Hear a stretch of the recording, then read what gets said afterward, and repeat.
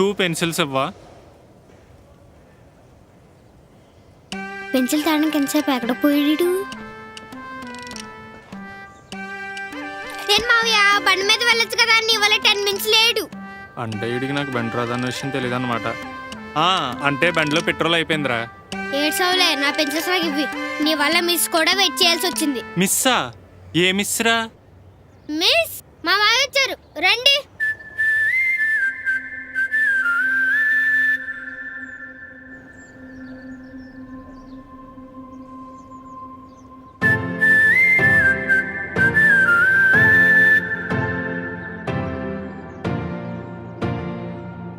Bye మావయ్య. Bye రా. ఈ బైక్ తినదేనా?